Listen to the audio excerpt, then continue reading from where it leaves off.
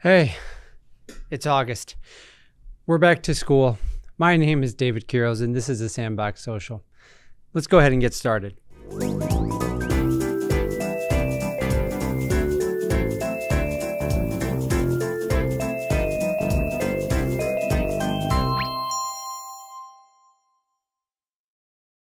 Welcome back. Again, my name is David Quiroz, and this is round 3. This is our 3rd episode of the Sandbox Social. I am so happy you're here. As always, all our shows are going to have a theme, an idea, and we're in the middle of August here and school has started. So I have some great interviews lined up for today. This is actually going to be part 1 of 2. We have so much great content that we want to share with you for back to school specifically that we needed to do a second episode. So sit back. We're going to get started with our first interview. Someone who's very special to me, has been a mentor. I've worked with her, a principal. Let's hear what she had to say about back to school.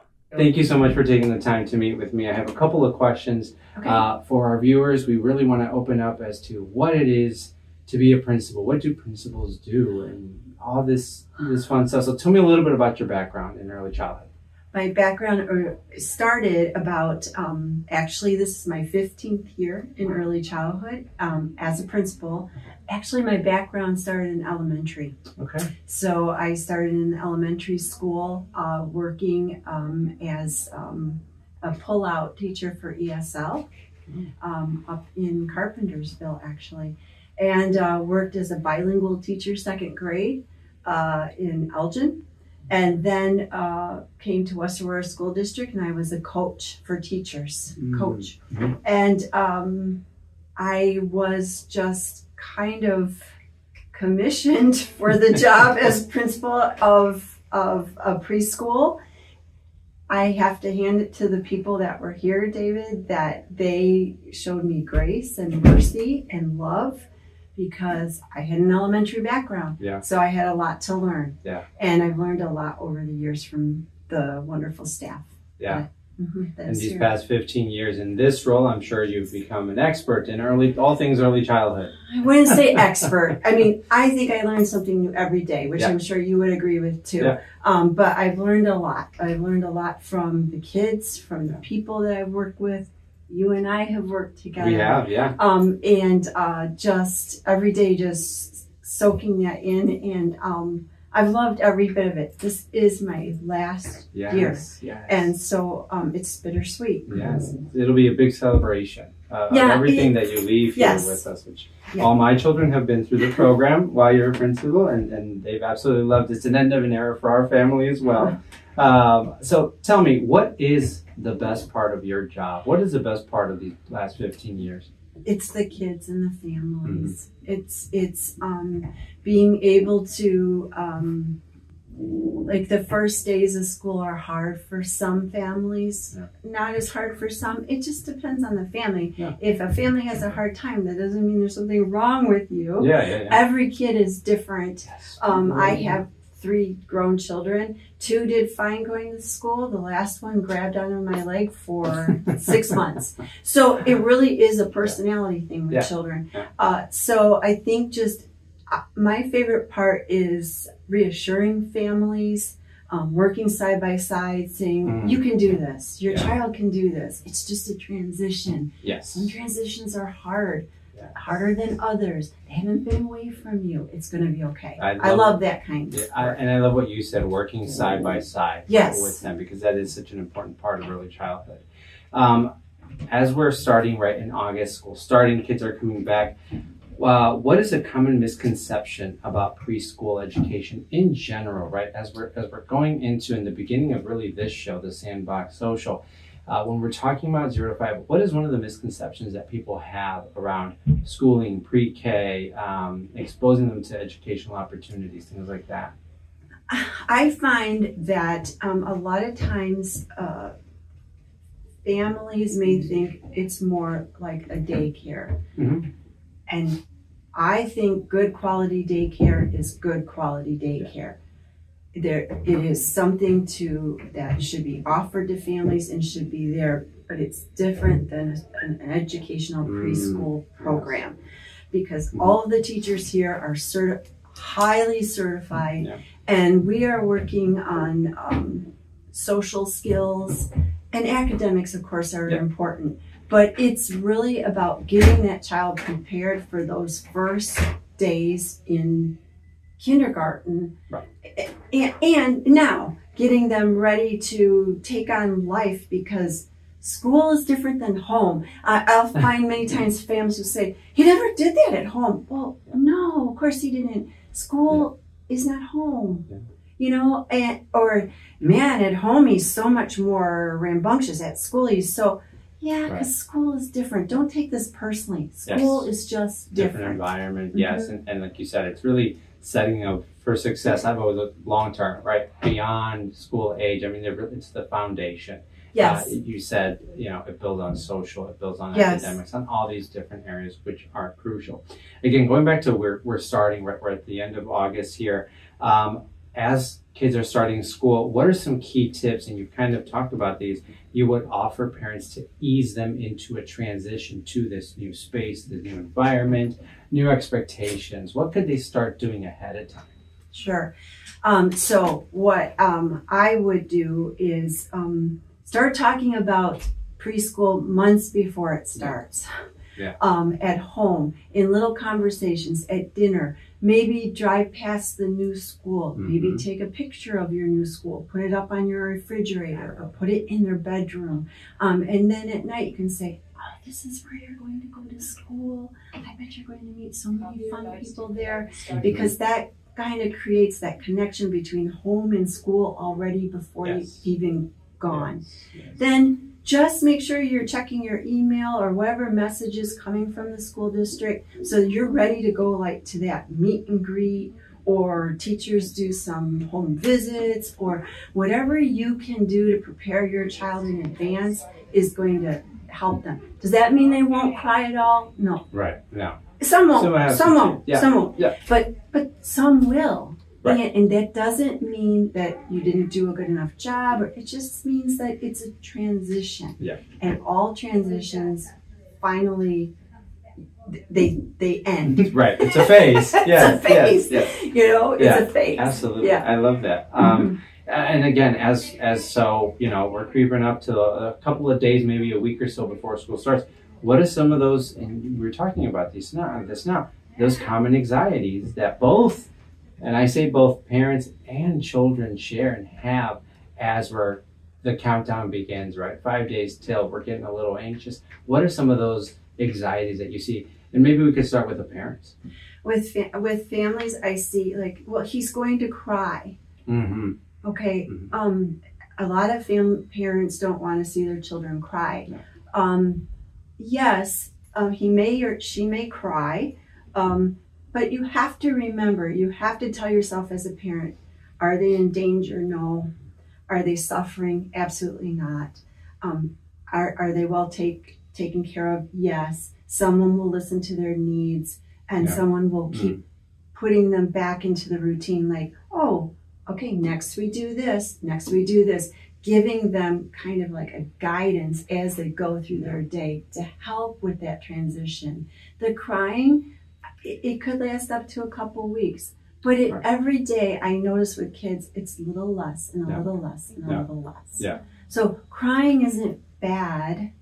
It's just some kids will cry, or some kids will say, I don't know what's going to happen. That's normal anxiety. So just, again, take out the picture. Maybe have a picture of your teacher. Ask the teacher for a picture. Just every night talking about it at dinner or in the morning for breakfast, whatever is right for you and your family, just to ease those anxieties. That unknown, right? Both for children and for parents. I don't know what it's going to be like. You know, school, I've heard from parents school was very different. This is the experience I had in school, and they can have some of that anxiety towards their children starting school, right? So I love that. I think just kind of, and understanding that's normal, right? And even for adults, any new situation we put us, it could bring us a little bit of anxiety or uncertainty. I'm not sure, something new. Is just as much as it is exciting, it could be a little nerve-wracking. I think what I wanted to touch on too in our conversation is what role do parents play in early childhood education as a whole, and how does this program help involve them and encourage them to be a part of that partnership with you? So parents, first and foremost, are their child's first teacher. And you know your child best. And so if that child comes home saying things that you're like, that doesn't make sense, don't wonder or worry about it. Talk to your teacher right away. Just pick up the phone, send an email or a text, or sometimes the school, depending on the district, has an app that you can communicate. Communicate. Teachers want that. Preschool teachers, all teachers, but preschool teachers know this is our child's first experience. Yes. They want children to want to come here. They want children to be comfortable to learn. They want to talk to families about the learning, about any issues that come up. So you're your child's first teacher. And get involved. Sometimes there's classes at the school, there's family nights, there's, here at my school, we have some different family events where it's not a sit and get, where it's kind of like a discussion forum where you can discuss a topic like routines. Now, you can't come to everything, people are working, schedules are busy, but if you can come, even if you think, oh, I already know about that. I can't believe how many times I said that to myself, and I've gone, I'm like, I never thought about that. You know what I mean? Having those spaces where us as parents can come and, like you said, just even engage with other parents and opening the space for communities, for parents to get to know each other, right? That is important too. When you think about that school home community, having parents connect with each other. We go through a lot of the same challenges, ups and downs, transitions, and it's always nice to know that I'm not the only one going through this. So I've participated in some of those programs that you offer, and I think they are so essential to all of us. Again, even me being in the classroom, being an educator, going to some of these and still, like you said, learning something new every single time. Lori, as we're wrapping up, I did want to ask too, if you, 15 years now, last year, if you could change one thing, if you had a magic wand, you could change something about your job, your role, and let's say specifically you, what would that be? What would you change? What would I change? Well, I wouldn't change working with kids. I love kids. There's, believe it or not, I don't know what people conceive of what I do, but they probably think, oh, a high school principal has more paperwork than a preschool principal. I really don't know how much paperwork a high school principal has. I'm sure it's tons, but I also have tons. The amount of paperwork that I do, and it's not that, how do I say this? We need to be accountable for our programs so that we're doing the right thing, that our teachers are good, solid teachers, and that, the systems are correct and the classrooms are set up and I agree with all of that. It's just hours and hours of work that I do because I have to for the program, but it does take away time. Like some days I'm like, oh, I can't get into that classroom today. I have to finish this. I can't get into that classroom. Where I want to just sit and play with kids. So I found what I've had to do is block out time on my calendar. I'm playing with kids on this day. So that and then if I have to do that paperwork in the evening or on, the weekend, that's what I do it. That's part of the job. I'm not complaining about it, but I think it's a misconception that, we get to play all the time, and I wish we did, but that's not always the case. The amount of, and it goes back to, I think, the accountability piece, right? You have all these young children and you're really tracking their development, their progress via quarterly reports, what have you. And it is a lot of paperwork, not only for you, but for the staff. The teachers do a remarkable amount of paperwork as far as tracking developmental standards, and you know that. So many objectives and so many tasks that they need to do. So I really hold them in high esteem for that, because it's a lot to do during the day. Teach and make sure you're grabbing the moments when, oh my gosh, he just stacked 3 cubes. Where is my Right. iPad so I can take a picture? That. Yeah, I can document that. So yeah. I love that. Lori, well, thank you so much for chatting with me. I had a great time. It's always nice to talk to you. Like you said, we have worked together in the past, and I'm very much looking for you retiring and going on and doing other things, but we will miss you. Of course, being here, a familiar face, but I love that for you.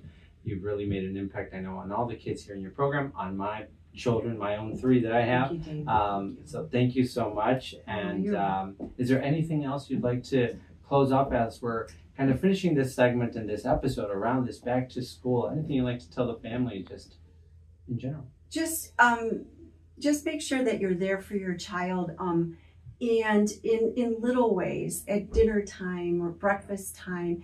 It doesn't have to be a big outing. Right. You know, it doesn't, I think parents, like, you have this guilt around, like, I didn't do enough of this over the summer. I didn't do enough of this. They just want you. Yeah. They just want you. I love that. You know, and so whatever, because parents are busy these days. They're working sometimes 2 jobs at nights and then trying to sleep during the day while the child's at school. It's hard, and teachers know that it's hard. We know that it's hard. So they just want you. So if it's just time to sit and hold their hand and read a book, then that's what it is. You know, don't guilt yourself into something that you're not. Parents have a hard job, and just be with your child. It's not easy, and they just want you. They do. I love that. Thank you so much, Lori. Thank you, Have David. a great rest of your day. You too. Thank you so much for sitting down with me, Dr. Klumhouse. I had a great time talking to you, and I wish you the best in your retirement. For our next interview, it's something super special, everyone. We're actually going to be crossing state lines, heading over to Wisconsin to talk to a kindergarten teacher from my past. We went to school together. She's been over 15 years working in early childhood, and this year is going to be her best. I already can tell. Let's dive into the interview with Carrie. Hi everyone. I'm here with my guest today, Carrie. Carrie, how are you? Good. Thanks for having me. No, thank you so much for being here. I'm so excited. You are our first out-of-state guest that we're having. That's a big deal for us.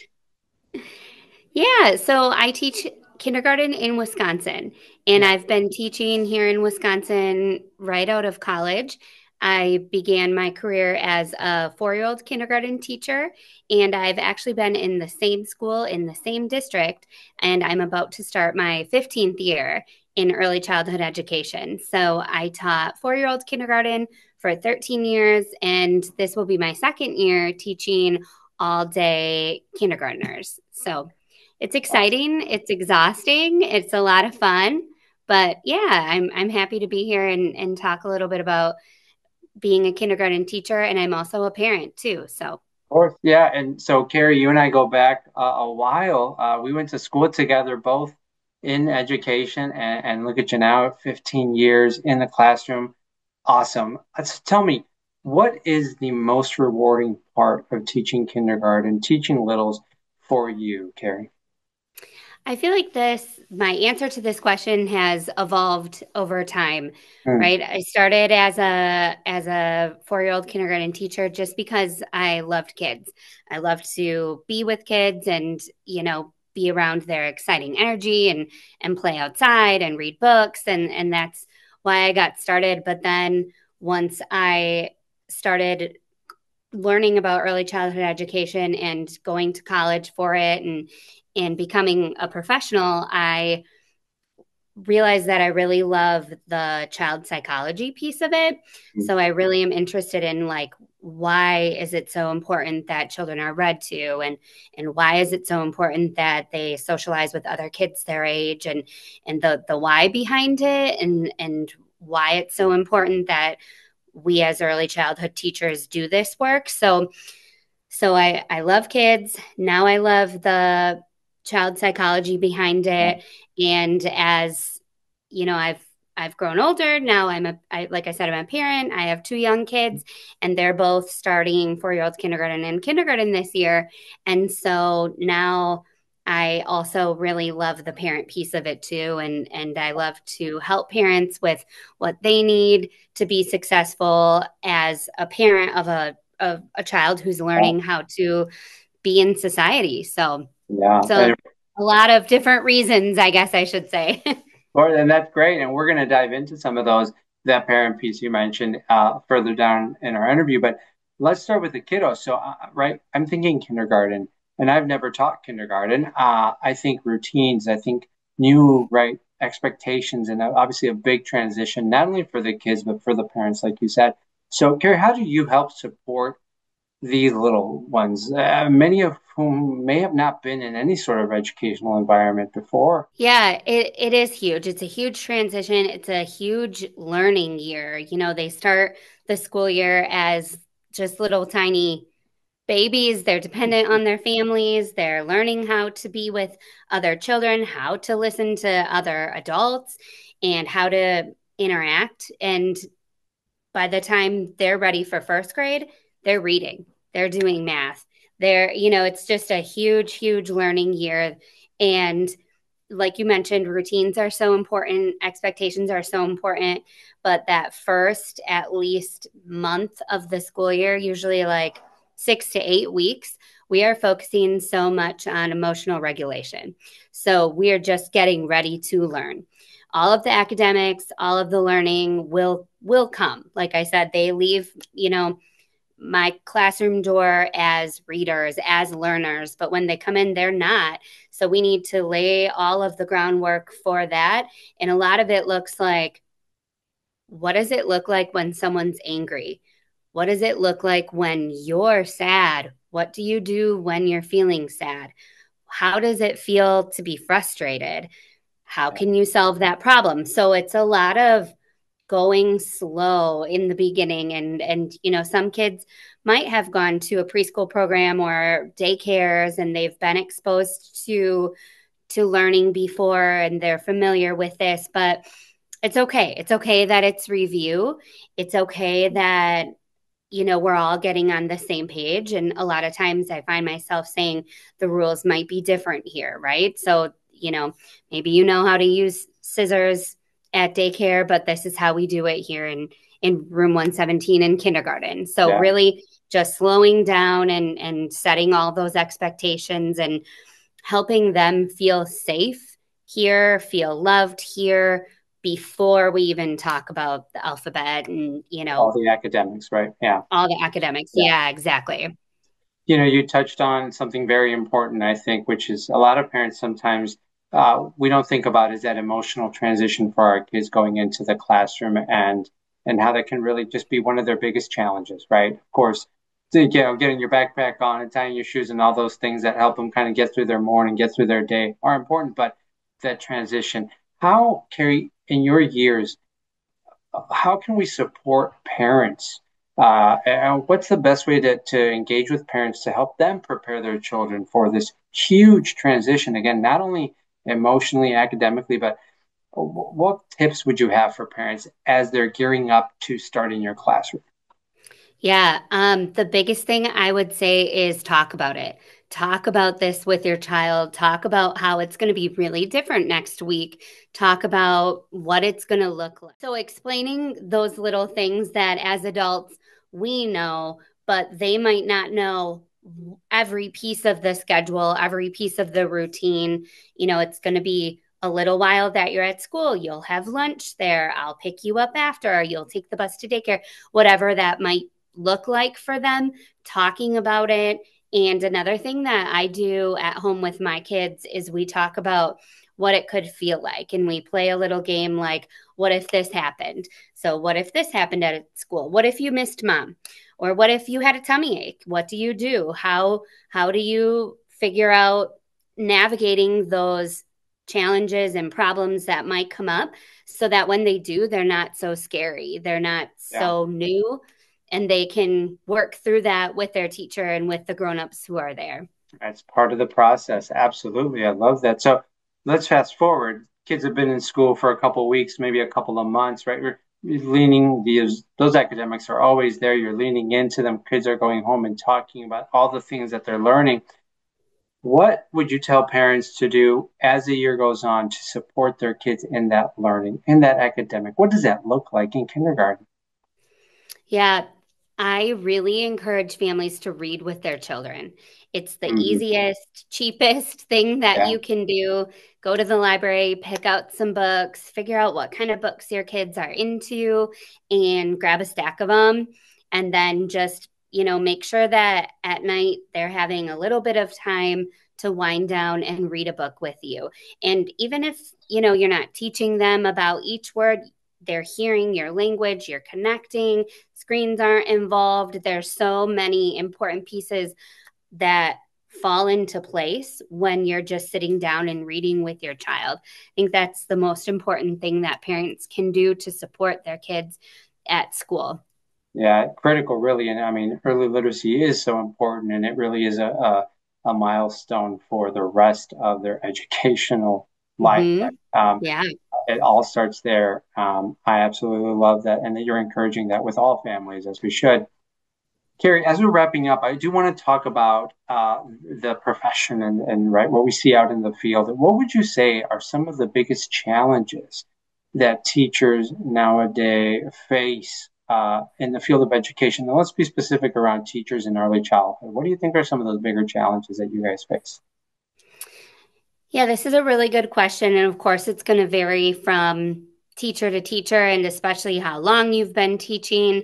But the burnout is really a big factor right now that parent, parents, I think, are becoming more and more aware of, that these teachers have a lot on their plate and the demands just keep growing between different state initiatives and mandated testing. And the teachers are just continuing to do more and more without maybe getting more support. And so I think parents recognizing that is super helpful, and just understanding that, hey, if a teacher doesn't get to your email tonight, that's okay. They might get to it tomorrow, and having some empathy there. So I feel like the burnout is a really big piece, and just continuing as a teacher to remember that it's okay. It's a hard job, and you need to kind of really work on finding that balance. And that's something that I think parents who are also working struggle and try to do all the time. So it's something that I think everyone's working on. Yeah, that paperwork. I was earlier today, I was talking to someone about that paperwork and that documentation that comes around with early childhood, right? Kindergartners. It's not the way it used to be. And a lot of our teachers, our educators are doing a lot of that stuff outside of classroom hours, right? They're doing it at home in the evenings, even Right. on the weekends. So I can absolutely understand that that is something that's probably one of the more bigger challenges that we face. And again, you mentioned it, why we do want to encourage folks to look at the profession, and obviously it's very rewarding. You talked about that at the beginning, but there are challenges in having really kind of understanding the complexity and the nuances that go into not just being in the classroom with kids and having a great time, which I know you do, I did back when I taught, but there is a whole another part to the profession, to the job. So appreciative. Teachers, we absolutely love them. Carrie, as we're wrapping up, I just want to say thank you for the time. Thank you for talking to me. I'm so happy I was able to connect with you. Again, very far away, but here we are. Looking forward to maybe having you back in another episode to talk about other things as we're kind of diving into this whole educational piece, specifically around kindergarten. I want to wish you the best year that you've had so far. And yeah, let's keep in touch. Thank you. I appreciate it so much. Thank you. Thank you. Thank you so much to both of you for your time. Those interviews were great. We have a lot to go over during part 2 of this Back to School series. And as you know, this show is built around you. We want to hear from you. We want to listen to your questions, your comments. The theme is early childhood. The focus is early childhood, but you will help us drive that. And one way that I want to do that is actually, I want to connect with the little ones. I want to make sure that we're also elevating the amazing things that our young ones are doing. So moving forward, I invite you to submit artwork from your children. I'm going to be talking to the classroom teachers across the region, across the state, maybe even other countries, to submit artwork that their students are doing. Let's showcase it. Let's talk about it. That's what this show is about. I'm so excited about this. You can connect with me a couple of different ways. You can email me, or you can find us on Facebook at the Sandbox Social. I can't wait to hear from you. I'm really excited. I think this is going to be a great way to connect with the audience. Well, that's all the show we have for you today. I hope you enjoyed it as much as I did. I have to go back to class, but don't forget to send me your artwork and come back for part 2. Part 2 is just going to be amazing. See you in a couple of weeks.